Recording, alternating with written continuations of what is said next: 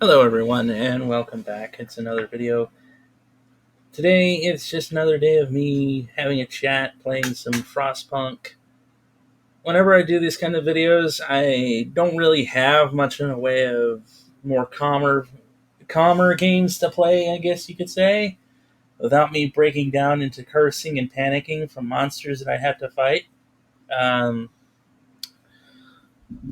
I take that back. I do have strongholds, but I don't have that installed in my game right now.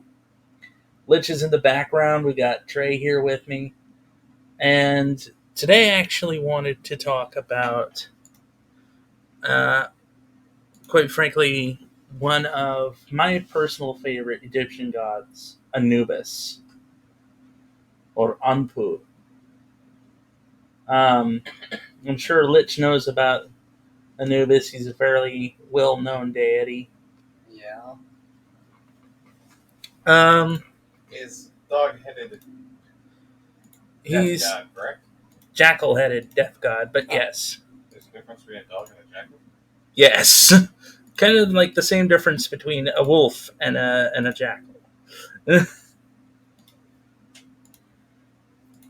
But so, what brings me to want to talk about this video is I don't know if anybody else has noticed, but it seems like poor my boy Anubis keeps getting the short end of the stick when it comes to media. Well, if anything, if he's the god of death, most people associate death with the negative. True, but that's not what he's like, because every single time in one of my favorite cartoons, Mummy's Alive, they made him into an adult who's the bad guy's minion, which is not Anubis at all. Wasn't he actually the villain of one of the Yu-Gi-Oh movies? Was he? Yes, it was at once. I think that was. I don't remember the name of it. Mm-hmm. So he was a villain in one of the Yu-Gi-Oh movies. He was the monster in a horror film that I remember. Because apparently they decided that, you know, Anubis had to be evil dog man who apparently was hunting these people in his tomb, even though, well, it is true he's the, You mean the pyramid? yeah, that.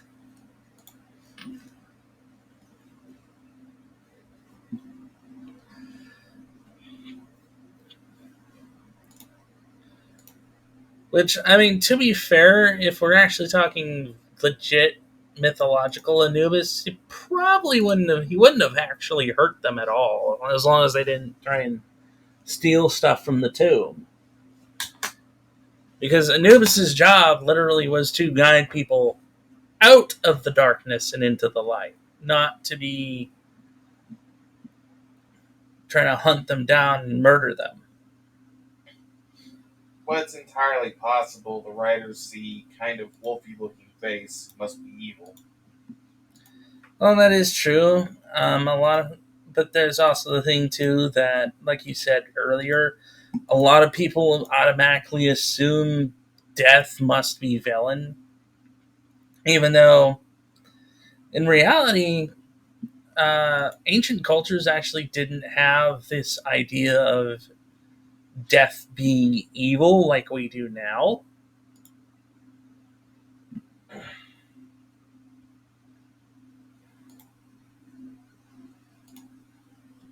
We. Oh, sorry. Death was a natural thing that happened to everybody. It was something that people understood happened.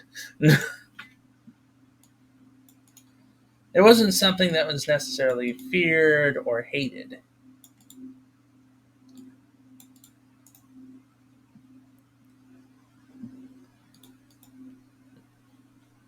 And Anpu himself, or Anubis himself, was not a villain by any stretch of the imagination.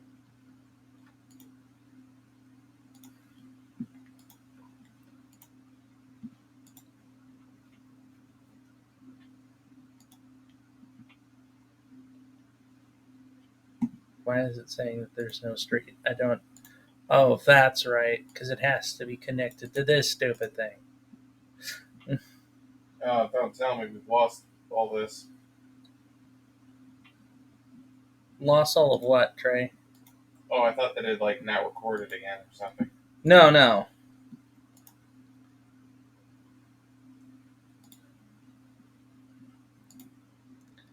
I was talking about something in game, not IRL.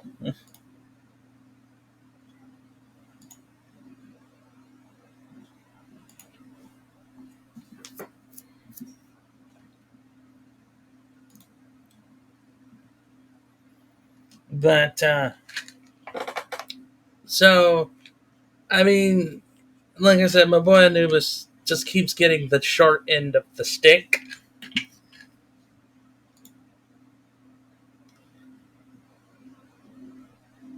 even though he really doesn't deserve it.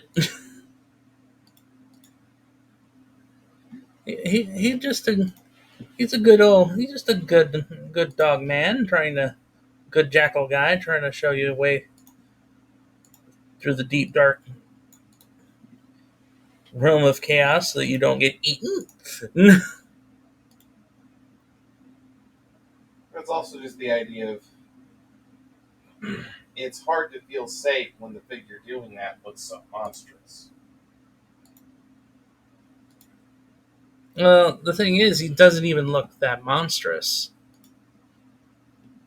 at all. He really doesn't.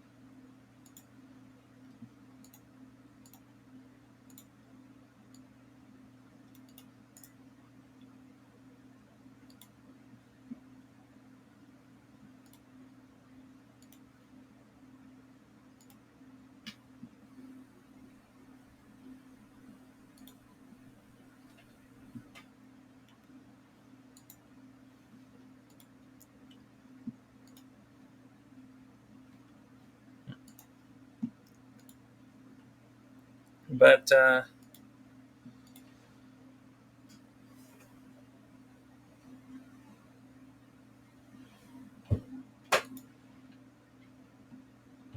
Oh,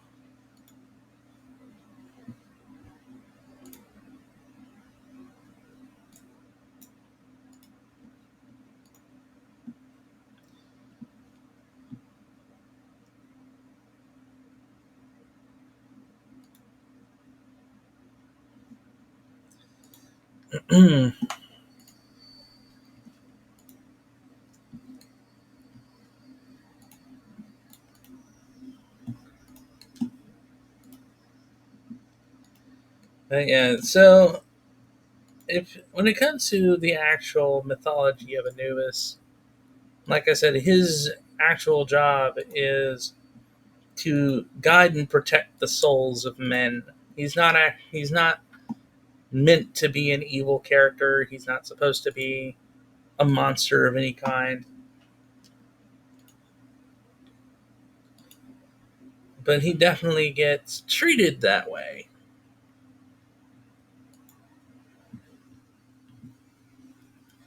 because our modern society has a very distinct view on death. And honestly, that really comes more from um, Judeo Christian ideology of religion, which is actually kind of sad considering that, in truth, what Anubis's part as the god of the dead was he was actually the god of morticians. So his whole aspect is literally to bring honor to the dead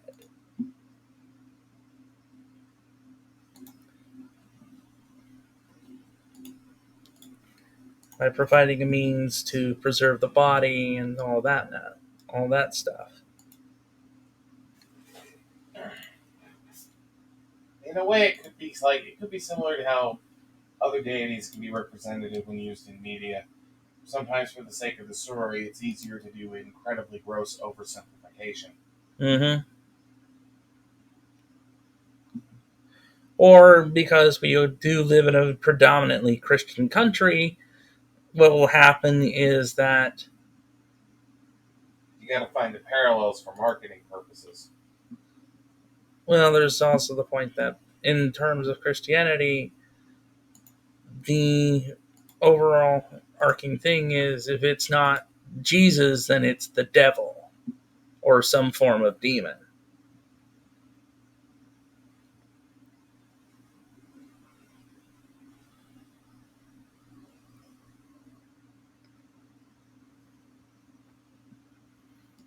So, what you'll have at a lot of the times is you'll literally have deities that normally would not be considered evil or malevolent,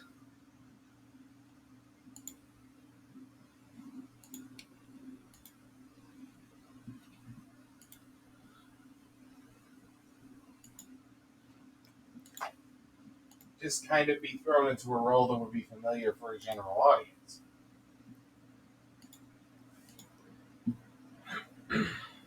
which in itself is kind of bad because that's. Because technically, this could. I'm sorry, I don't mean to butt in, Isaac. I apologize. Go ahead. Because technically, I always think the idea that, if you don't mind, I kind of compare it to if you're trying to adapt something from another media, like a comic book or anything. This is how this may be the first introduction to this particular to this person or iteration for a lot of people, and how you choose to do that may interpret how everyone sees them going forward. Yeah.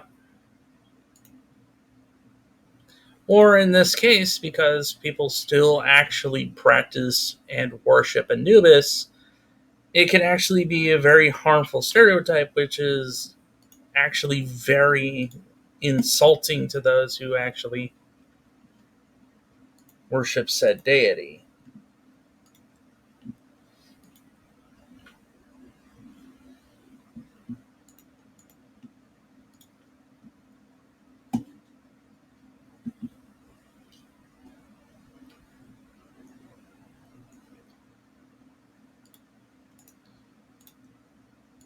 Because people may not know this, but people actually still do practice the ancient Egyptian religion in a sense with the new, which is in what is now called Kemeticism.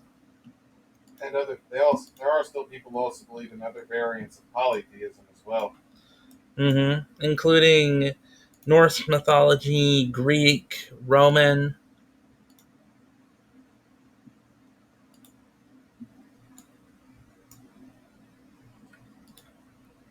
Hindu. hmm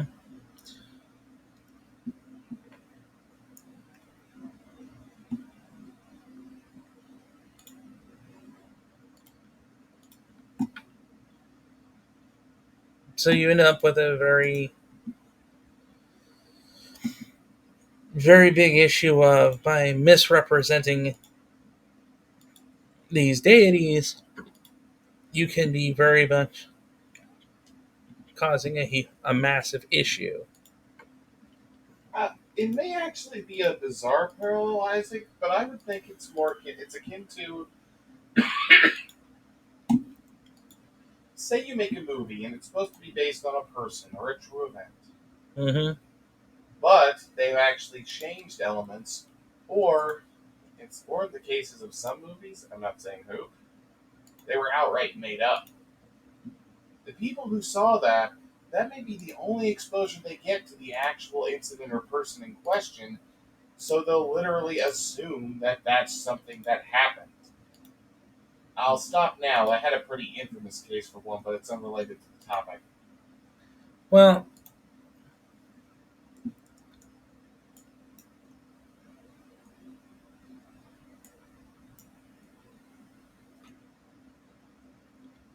you're actually not all that wrong.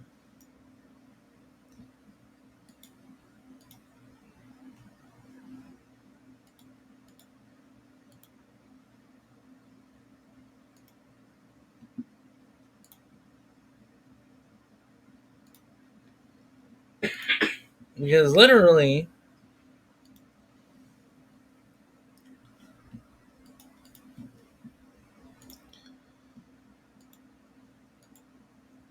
especially in the terms of some of these much older beliefs, that's kind of part of the problem, part and parcel to it.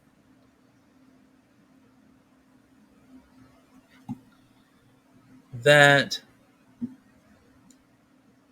by making this representation as it is, some people may not actually do any research about different deities, and so they may actually assume that they're just evil monsters or they're just evil, dark individuals. And that's not even factoring in if they try to do a composite character either. Say they want to mention multiple gods, but it would be too costly to feature all of them. So they may just give some of the additional powers to that same god, or give him some of the same ruling things. Mm-hmm. Say I forget which one. I remember looking into this. How there are some that have multiple gods. There are some belief really I don't know what the proper word is that have multiple gods devoted to the wind, different stages of the wind, who controls what. I think the Greeks do. Mm-hmm. So hypothetically, if you were making a movie based on Greek mythology or any other mythologies that had multiple deities for a single element, for the sake of not having to hire a bunch of actors and make more costumes, you would just take the one that seemed to be either the most popular or had the best ability, and then just give all of the lesser wind powers to them, and then just say they were the singular god of wind. Mm-hmm. Well, you see that actually a lot in Gods of Water too.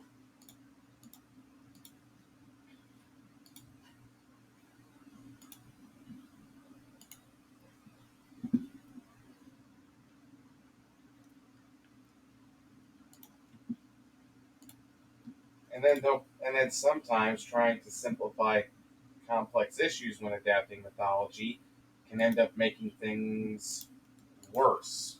Yeah. In this context, because many people go by the idea that, well, he's god of death, and surface level that must mean he's evil. Because there are people who literally go, god of death, that must mean he kills people. Well, instead of actually doing Research. research and discovering that yes, he's technically the god of death, but more specifically, he's the god of fortitions. He's the god of preparing the dead for the afterlife. It's kind of like if you want to get technical, the Grim Reaper doesn't actually kill people. He is there to take the soul, but it's ultimately whatever decides that person's time to die that tells him to take it. Which is actually kind of what Anubis does. Because Anubis is not only the god of morticians, but he's more of the Grim Reaper than he is a murderer. His job is to literally guide the souls of the dead to where they need to be. So they don't get lost.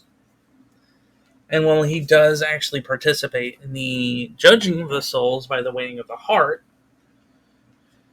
that in itself is not necessarily evil because he's just doing his job. Because in ancient Egyptian mythology, when you died, you had to go through 42 some gates, each with their own unique god that was offended by a singular thing, and you would have to do what they called the negative confession, which is to say that the god would ask you, did you rape somebody? Did you cheat with someone's wife? That kind of thing. And your job was to say, no, I've never done this thing.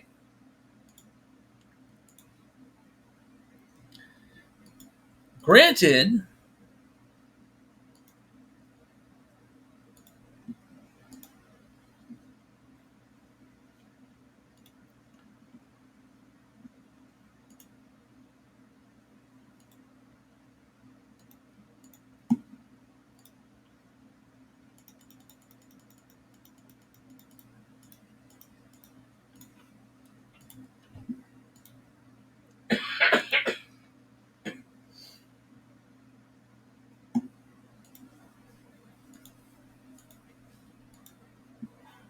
On top of that, that this that whole human was given free will thing is not just exclusive to the Yahweh thing. It's pretty much all around with all deity stories, correct?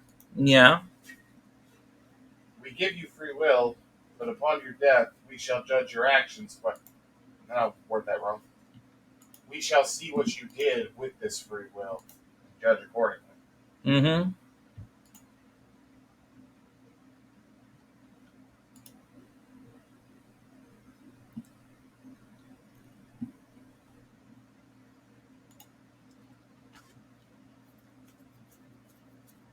Because the way that you honored the gods was to live a good life. Not necessarily one that was quote unquote free from sin, but At the very, don't be evil at best, and don't be a dick at worst. yeah.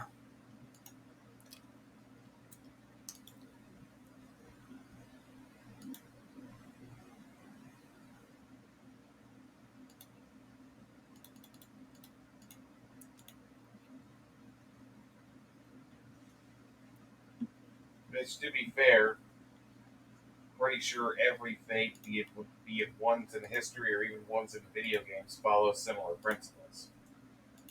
Yes, they do. I think that's actually the foundation of the Avatar and the Ultimate games.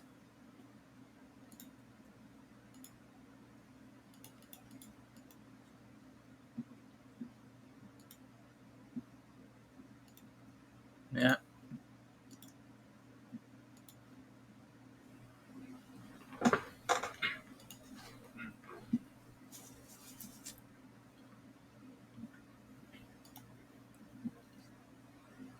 I hope everyone can hear me from over here. They should be able to. I have the gain up pretty well. Otherwise, you'll just sound kind of crazy. Mm, Not for the God talk, but like you're having conversations with no one. mm. But, and like I said, it's kind of one of those issues too, where,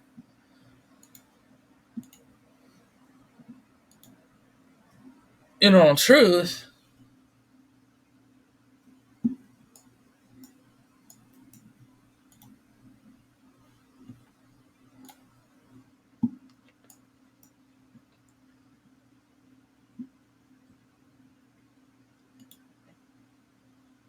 you have, again, poor Anubis, especially in every single Egyptian based horror film, gets immediately turned into the maximum monster possible.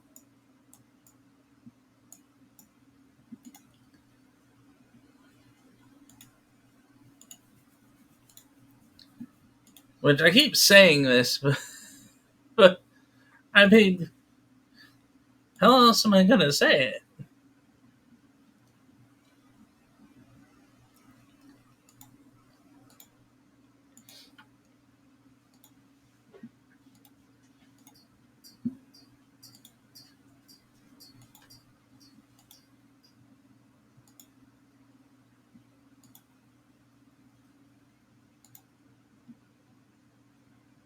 Well, sadly, the other thing you have to always compete with is that when it comes to people wanting to do anything with this mythology and that's the direction they go in, sometimes ultimately they don't actually give a damn about the history and the lore and they just want to tell a story that has these things in it. So, didn't you actually say the Brendan Fraser mummy was pretty accurate? I mean, it kind of was. Granted, Well, none of the gods were actually featured as in the film. granted, the army of dog people in the second one looked like an army of Anubises. Well, they were supposed to. And the second one, I mean, that is another one of my things is like actually, if we're being honest, mythologically, Anubis would not be giving the Scorpion King an army of dudes that looked exactly like him to murder Egypt.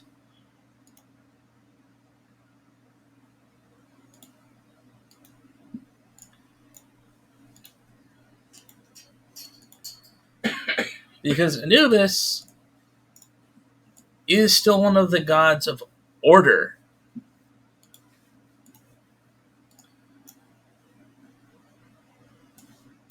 He basically wouldn't go, "Hey, dude, what would happen?" Yeah.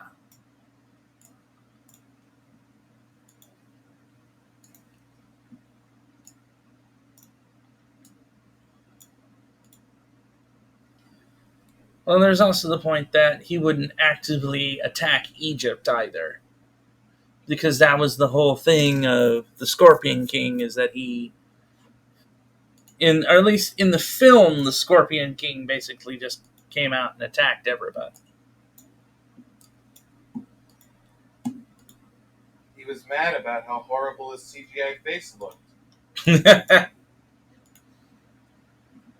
No, he was mad because it was, Dwayne the Rock Johnson, but in CG form.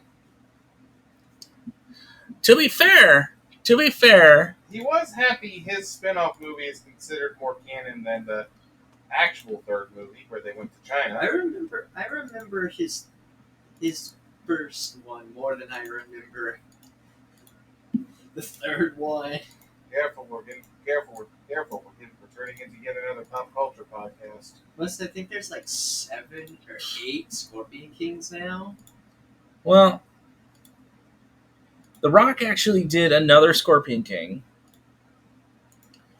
which that film was actually really good.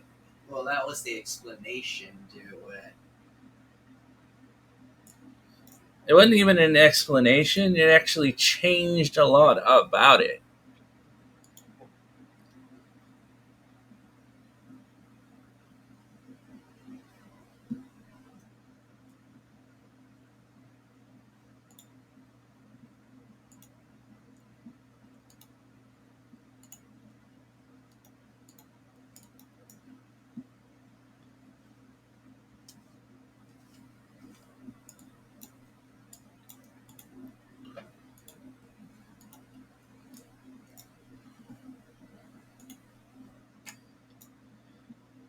Because instead of now he was just trying to conquer Egypt, it was he actually fought against a corrupt king and won, as well as, a bit more about who he was.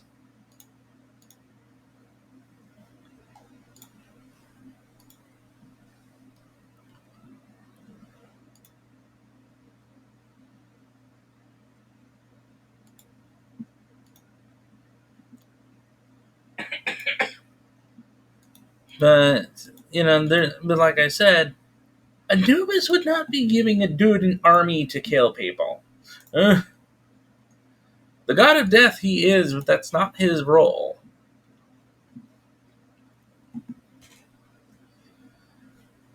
I mean, if any deity would be the one who would give the Scorpion King that army, it would have been Set.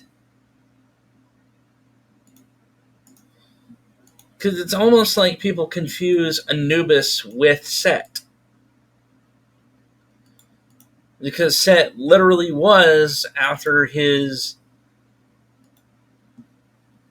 tantrum with his brother, basically, which, to be fair, kind of was justified considering that, if I remember correct, Set's wife shapeshifted herself into Isis and slept with Osiris. Yes.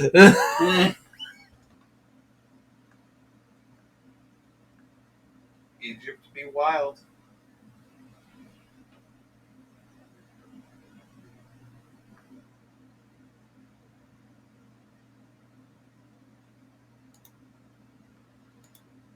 But I mean, in that case, I can't really blame him too much because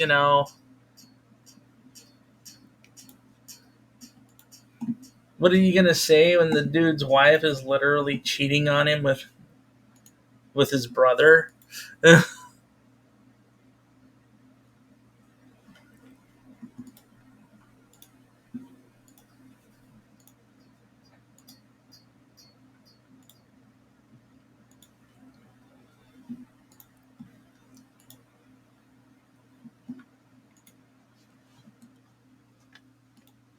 Like, you can complain about it a little bit, but anyway, I need to pass a safety law, safety procedures.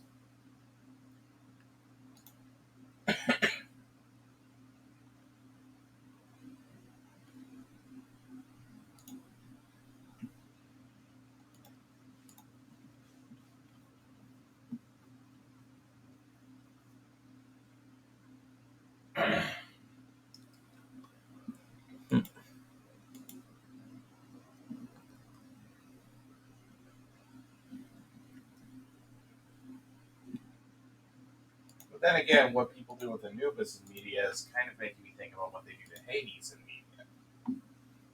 That's actually a fair point. Because, well, because to be fair, many of the things Hades has done, he did because of what happened. After all, he had spent most of his life growing up inside his father's stomach. I do apologize if my fact is off here. Was actually supposed to be the rightful ruler of Olympus by birth, but lost it in a drawing of straws.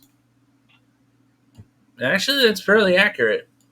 But the funny thing is, too, is unlike the cartoon Hades, who basically spent all his time trying to get back at Zeus, he actually kind of didn't mind his job. He kind of got resigned, basically. Not even that. Granted, when he got really lonely, he used the magic pomegranate to trick a woman to basically live with him for half a year, and that's why we have the seasons. Technically, there's two versions of that story. That's Yeah. one of them. The other one is she actually willingly did When, it. yeah, and her mother was such a worrywart that she and Hades literally had to. How could you stand living down there? Mommy has a puppy! A three-headed puppy!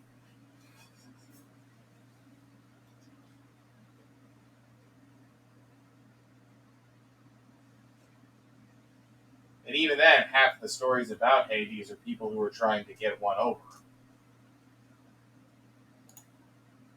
Never really any times he was like maliciously evil. No, he wasn't.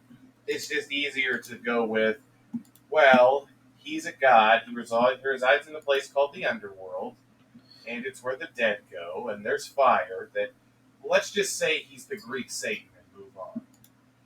Well, I mean, that's kind of how a lot of stuff goes with. Let's just say this is the Anubic Satan work and move on. And I don't even want to touch into how messed up the whole thing with the Norse god Loki is, thanks to, well, basically Marvel. Well, it's not even Marvel. He was already being tossed in as the evil god before that, once Christianity started taking over. And because apparently, even though there's kind of a world of difference between mischief and evil, Well, here, the funny thing about it, too, is, believe it or not,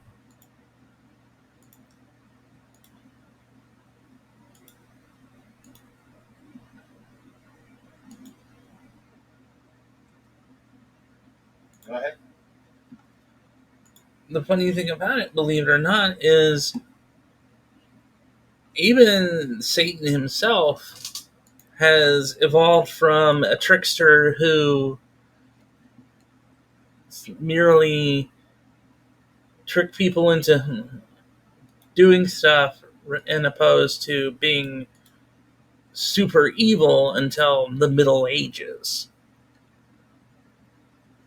Which is more the concept, which is more that when it comes to Satan or Lucifer, most of the time that boils down to I can do a better job running heaven, and then to quote Bender, I'll just go make my own with blackjack and hookers. Hmm. Which is actually a meme, by the way. What having him say I'll make my own with blackjack and hookers? Yes, Aha. that is a legitimate meme.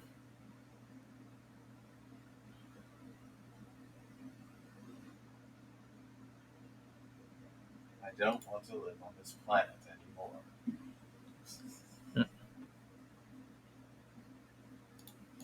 It's easy.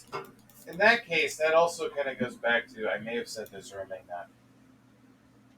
It's easier to market a story when there's a definitive black and white good versus evil narrative. It's Mm-hmm. easier to market Christianity by just saying God and Jesus are good, Satan is evil. It's easier to market the Norse mythology by saying Thor and Odin are good and Loki is evil. It's easier to market the Egyptian gods by saying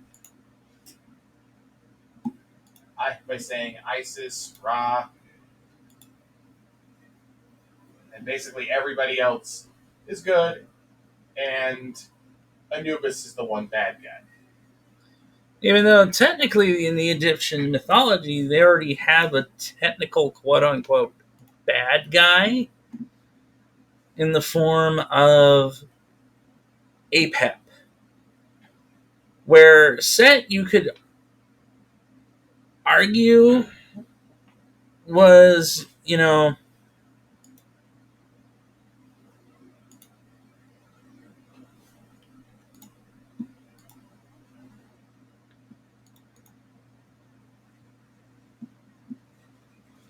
We'll be right back, folks. where Set could be argued as, a villain. He's not outright evil either, because in a sense, some of his stuff is sort of still kind of justified considering what happened.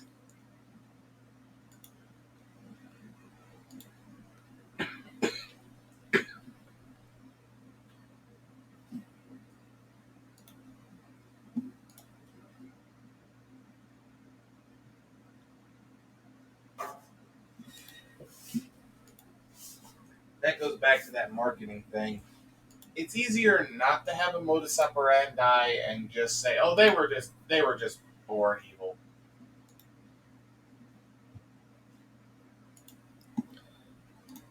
Well, there's also the point too that you literally have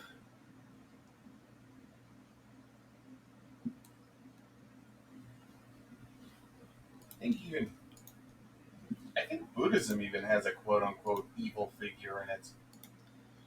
actually Buddhism really doesn't have any kind of figure in it. I guess I guess I'm just taking a quote I heard wrong.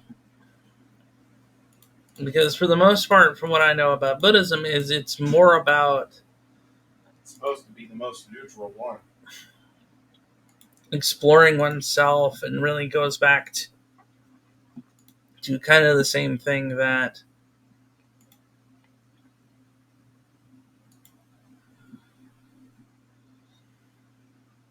Pretty much the same thing that monks have been doing. what are you saying? Pretty much the same thing that the monks were doing before it had a name. Well, Buddhism actually got its name from Buddha.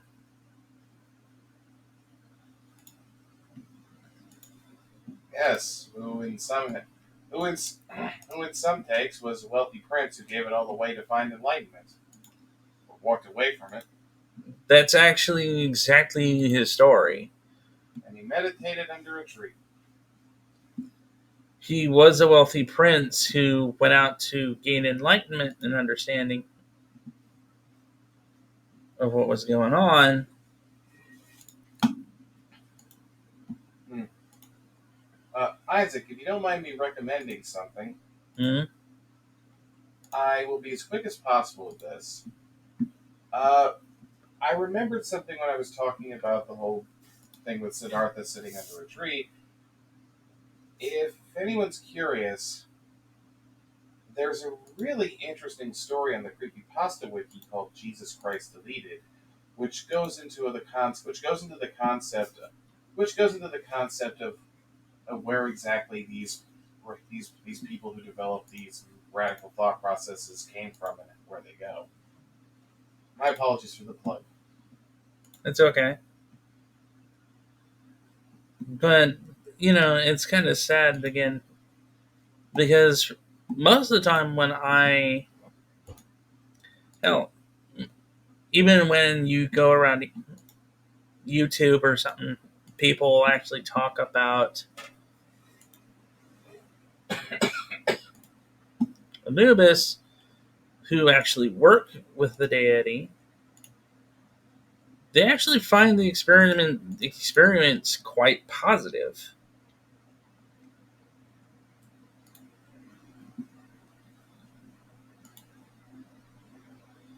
In fact, some people who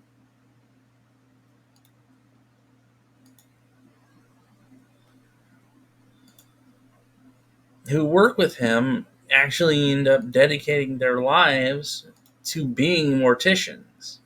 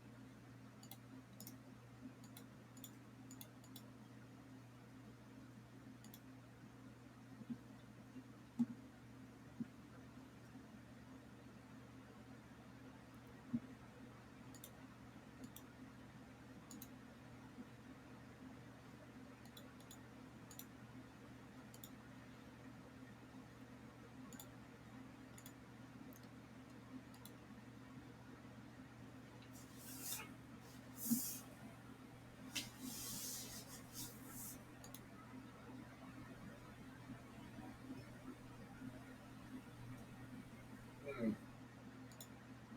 Trying to think if there's other ways to put into perspective what happens to a lot of deities when they're portrayed in media. If another way to put it, it's the equivalent of taking a book or comic book character who's either in a gray area or they kind of or they teeter towards bad, but they want them more good. Sometimes when trying to adapt it, it's easier just to say they're either completely good or completely bad. Hmm. If they have more bad than good in their repertoire, they'll just say, "Oh, they're the bad guy." Yeah.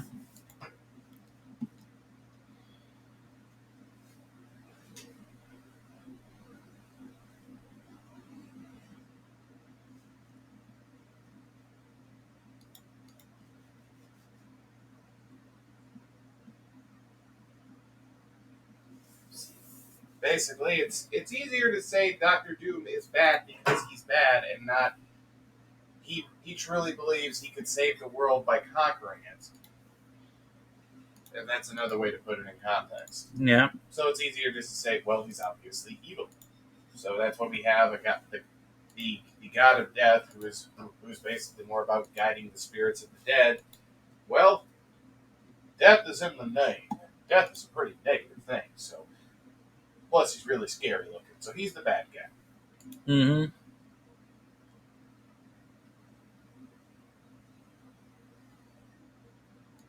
Then again, it's also just hard to do a story without actually having a hero and a villain. Oh, it's doable.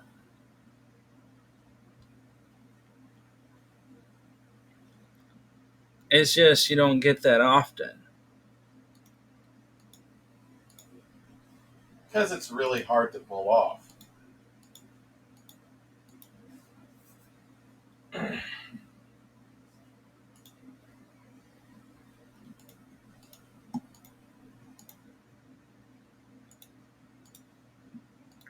Isaac, I do feel kind of bad. What? We're having a legitimately interesting conversation about the topic, but there's a good chance me being a dumbass playing a Sonic game is going to be popping up before this. Hey, there's nothing wrong with that. No, I just don't want people to get mood whiplash. Hmm.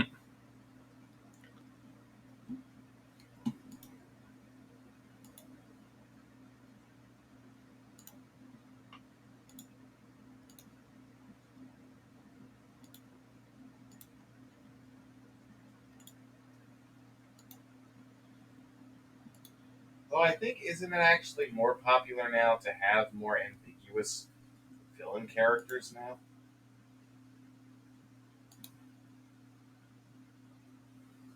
That in a way it's easier to then in a way it's actually easier to give them more of a gray area, or at the very least try to make it seem like what they're doing is right. Which I could probably see happening Mm-hmm. if they tried to do anything with Anubis this time. I don't know if he was in Gods of Egypt or not. I don't know. I haven't actually watched that one. All I know about that one is apparently that may have been the closest we were ever going to get to a New Gods movie. Hmm. Although, You know, New of all of Gods. us who watches films, did you see the Egyptian Gods film, Mitch? Yes. How did they portray Anubis in that one? Uh, yes. But I've blocked that movie out. It's a fucking terrible movie. Really terrible. Is it part of it that the Egyptian gods aren't played by actual Egyptians? No, it's the No. fact that they literally butchered it.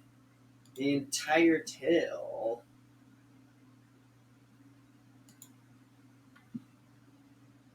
To be fair, I don't think Egypt doesn't show up as much in media as it used to. Besides the actual documentary stuff, exploring more and more of the tombs and mummies they're finding.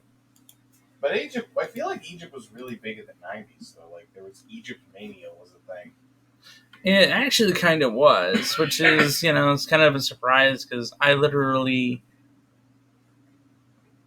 Because I think Egypt mania went in as early as the mid 2000s because you had the Brendan Fraser mummy movies, you had Mummies Alive, you had whoa. scary TV shows would always have something with mummies in them. There was a Goosebumps book about mummies. It may have been more mummy mania than Egypt mania, but you can't have Egypt without mummies unless you're doing South America mania.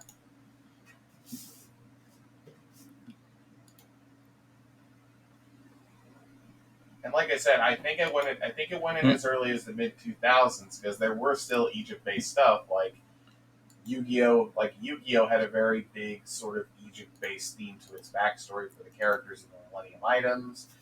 You had the Mummy cartoon. You also had Tuttenstein, which was given that one's supposed to be on Discovery Kids, so it's supposed to be more educational. I'd almost be tempted to check that one out to see if it actually was a little more authentic when it came to the mythology.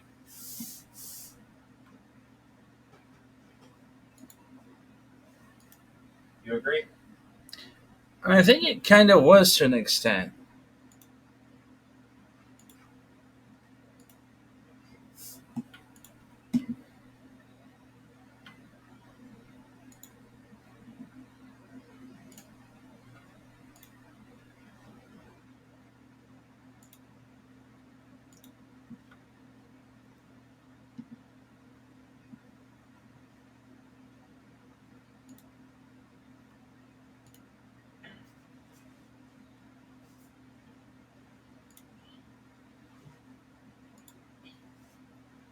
So how? So I do apologize. We're trying to stay on topic. How exactly did mummies become horror movie monsters Technically, they'd been horror movie monsters, all the since the original Mummy movie? which Only was then, back in the 40s. but at the same time, what makes them scary? The fact that is it the fact that they the fact when they with a lot of the initial tombs they found there were those warnings and the curses. To an extent, I mean, technically, well, there were some warnings of curses. Curse warnings and stuff like that weren't that common, actually. And I do believe I saw part of this in one of the documentaries you were watching. Nowadays, most interpretations of the curses were the curse is there are guards guarding this, and if you try to do anything, you're going to be cursed in the fact that the guards are going to beat your ass and probably kill you,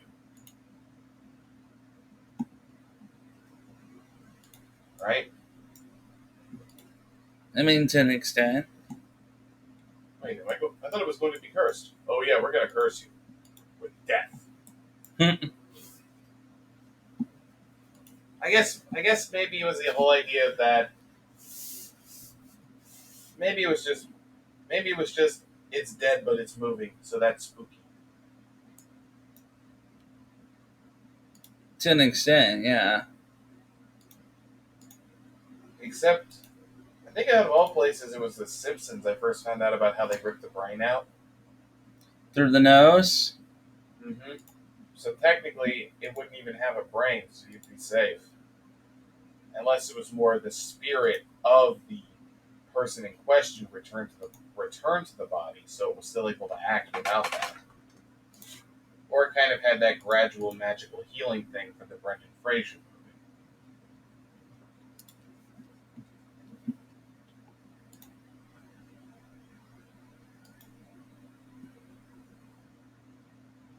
Everyone should you should be impressed, Isaac. For the most part, I've been able to stay on topic. Hmm. I usually have an issue with that in conversations, or I do that thing where I go off to another topic and then we eventually go back to what we were talking about. Uh,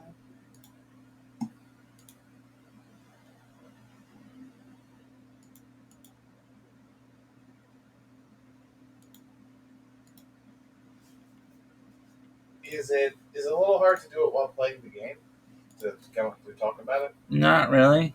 And it's just taking a second to get the thoughts together, right? I mean, a little bit.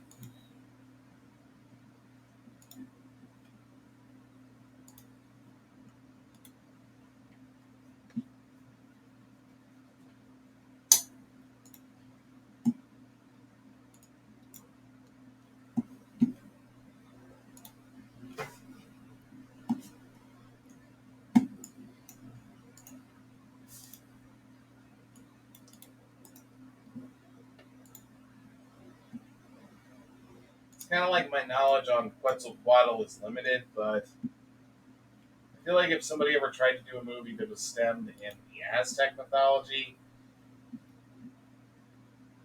they would probably just make that the default villain, even though that's just kind of like a big serpent, right? Like I said, that's a little tentative because I don't know the moral alignment of that one. Technically, Quetzalcoatl is supposed to be a good deity, or at least as good as Aztec goes. And as good as you can get from a society that, well, I do apologize, I'm quoting an old documentary, was started when a bunch of people ran away when they had sent the when they had sent like the either king or tribe leader's daughter to them, and as a response, they skinned her and danced around in her skin and sacrificed her. And they literally just ran away and started another. Oh wait, that was the Aztecs. But I was talking about the Aztecs. For some reason, I thought I was talking about the Maya. Yeah. The Aztecs were the ones that were big into sacrifice. Technically, all of the Mesoamerican major cultures were big into sacrifice. But it does go back to the idea that if they were going to do something with that, usually portrayed as a large serpent or a dragon, they just go, well, they're obviously evil, so they would be the villain. Hence why we got Q, the winged serpent, who, which is always funny because apparently the name is so long they couldn't just call it Quetzalcoatl, the winged serpent. And then, and of course, if we're talking about Quetzalcoatl, we do also have to mention that it's also been portrayed as a giant pterodactyl creature that turns into a big-titted dragon lady. Hmm. A la freaking Kobayashi's Dragon Maid. Let take a minute and be thankful there are no Egyptian dragons. I mean, technically you could, because Quetzalcoatl is literally just a serpent, but And well, I would almost say trying to call a sphinx a dragon is kind of a stretch. It's more kind since well, usually that's kind of more like just a griffin wearing a headpiece. well, I was actually going to say that arguably you could say that a that Apep could be somewhat considered a dragon. Or if we're gonna throw Yu-Gi-Oh in, according to them, Ra is a fucking dragon. Actually, that's supposed to be more of like his sacred animal or something. And even then, the dragon looks more like a giant bird. Uh, I mean, by technical standards, Quetzalcoatl is also supposed to be a dragon. Well, we just covered that. So, Is giant snake, so. Plus, there's plenty of shit out there that's classified as a dragon, but is not any looks of a dragon. Komodo dragon is in their name, and they don't look like dragons. They look like lizards. Well, they're giant. Poisonous lizards. We went from No, they're Anubis not to talking about poisonous dragons. lizards. Toxic. Toxic, kind of. More like disease, too.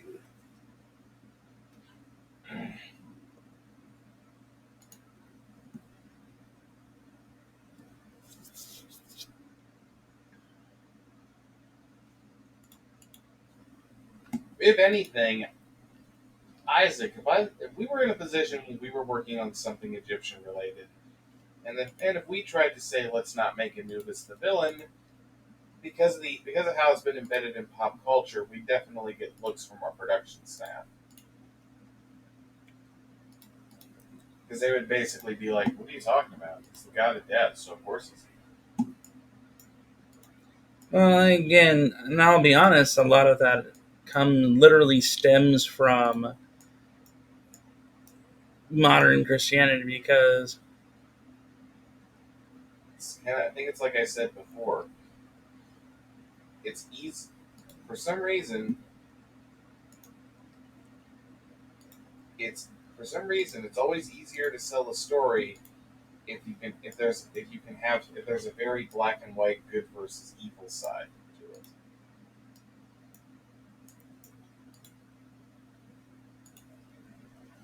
which I mean, technically, you could still have.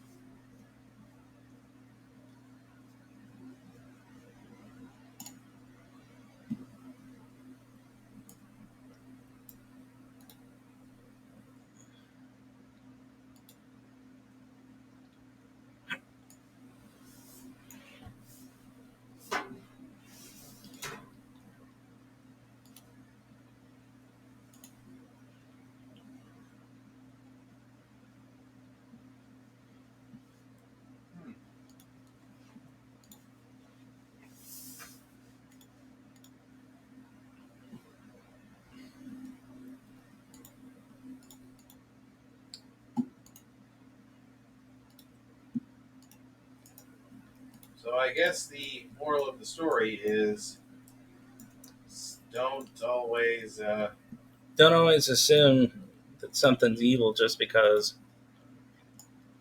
other because studios decided to try to bank on simplicity. Yeah. And that even in the affairs of gods, nothing is ever truly as black and white as it appears. Well, yeah. But to be fair, like I said, a lot of that, again, has to do with very heavy Christian influences in our filmmaking. Because it is possible to have a villain without warping a character's identity. Hi, kitty. Come here, kitty. Mwah. But, anywho, everybody, thanks for watching, and I'll see you next time. It would be interesting to look more into that Mummy Mania thing, though. That means watching a lot of old TV. It would be.